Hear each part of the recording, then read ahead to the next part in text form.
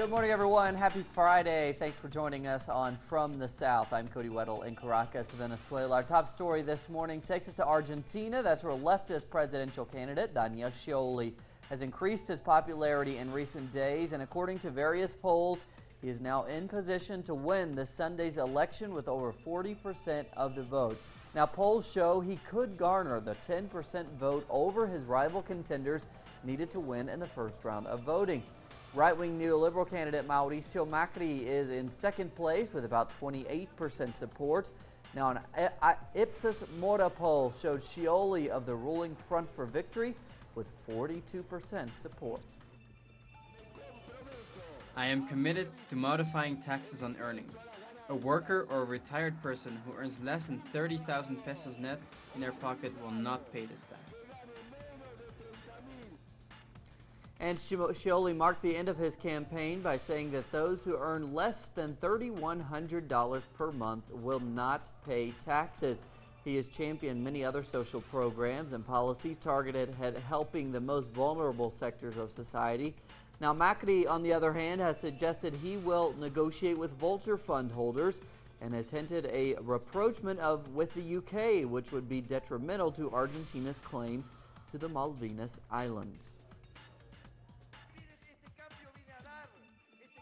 The change is coming to give. This change is coming to care for, to create opportunities. The moment has come for us to show that, among all Argentines, we are capable of growing this country. Let's go, Córdoba. Let's go, Argentina. Let's go together.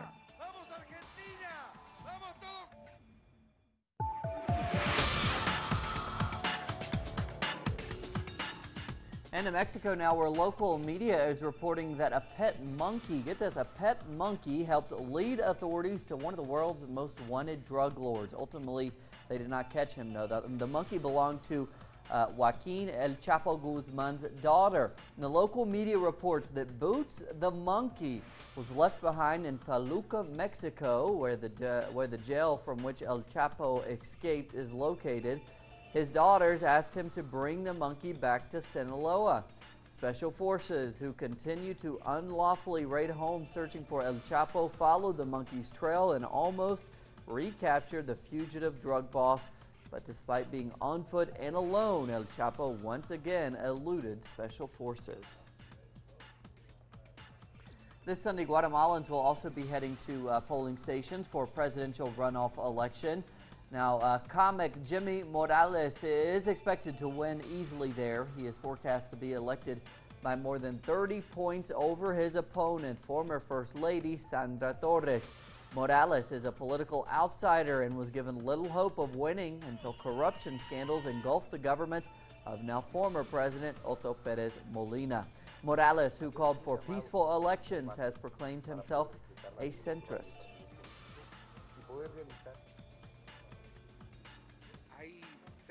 There are three fundamental things. The most important is education. The most urgent is health. What will give sustainability is a human and economic development to the country, and this will allow us to achieve security advances. Another Honduran major has been captured for leading an organized crime band. Now, he is the 10th public official captured during the present administration, which began in January of 2014. More now with our correspondent in Central America, Gerardo Torres. In Honduras, a member of the ruling National Party is once again accused of criminal activity. This Thursday, the mayor of the municipality of Sulaco in the north of the country was captured for being the head of an organized crime group that robbed cars and buses in the department of Lloro. Since last year, 10 public officials, including mayors and lawmakers of the two traditional parties, the Liberal and the National Party, have been captured. This isn't a surprise because recently we have seen many public officials of the National Party linked to organized crime, drug trafficking, and car theft, like this case of the mayor of Sulaco, who was captured with all the assault equipment.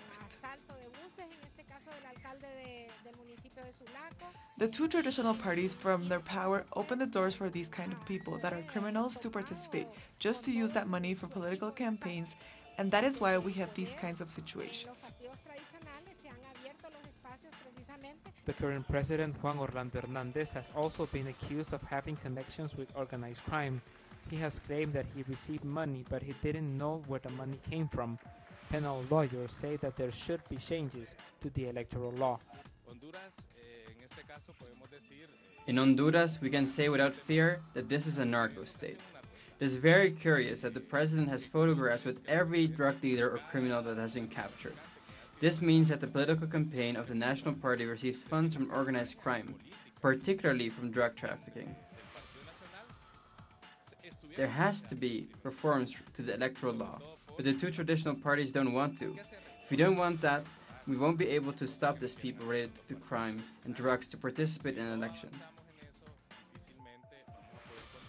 The capture of Mayor José González is a wake-up call to the general corruption and problems within Honduran politics. Gerardo Torres, teleSUR, Central America.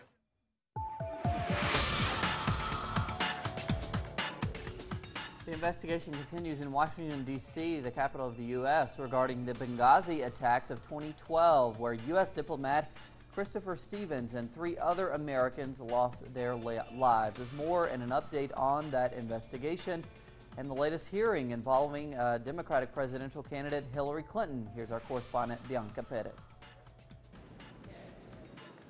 During a hearing before the House Select Committee, Hillary Clinton responded to questions regarding the attack of a U.S. compound in Benghazi, Libya on September 11, 2012, which led to the deaths of 4 American citizens. Members of the committee grilled Clinton for more than 6 hours, seeking the truth.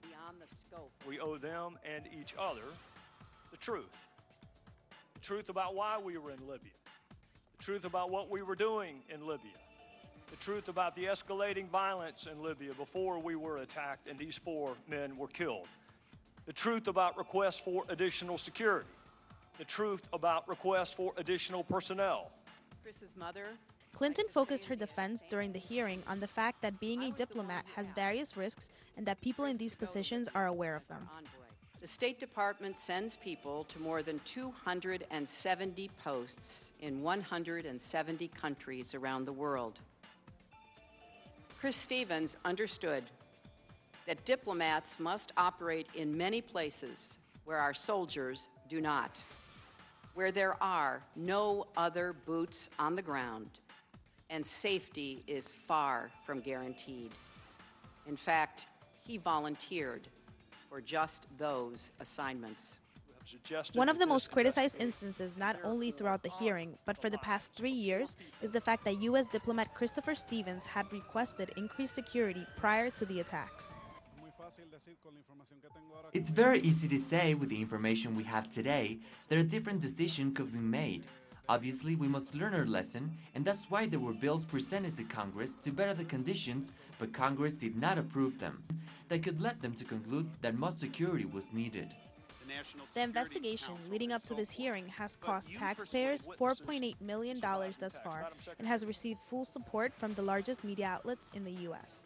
Bianca Perez, teleSUR, Washington, D.C. And now a very brief glance at some of the other stories that have made the world news headlines.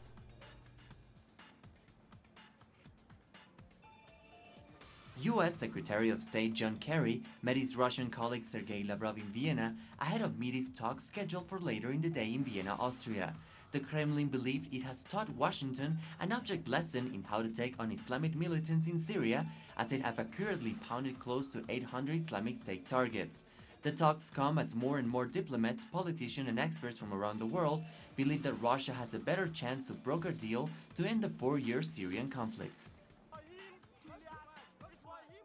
Thousands of angry South African students are protesting against the plans to raise tuition fees next year, trying to pull down a fence surrounding government buildings housing President Jacob Zuma's offices. The students capped a week of protests in Pretoria, decrying that the president does not take them seriously. Protests have also taken place across the country this week. Zuma will be meeting with the students later in the day. Tuitions can vary, but can run as high as $4,500. Minimum wage is about under $300 a month. We are not here to fight or to do anything. We are asking Zuma to implement a policy that will ensure that a black child is being given a sufficient opportunity to get education. French officials reported the country's worst highway accident in over 30 years. 42 people were killed and at least 8 were critically injured when their bus crashed head-on with a bus bursting into flames. Police say the bus driver did everything to avoid the accident. The bus was carrying just over 50 elderly pensioners to a gateway in Bern. President François Hollande expressed his condolences to the relatives of the victims, saying this was a sad, sad moment for France.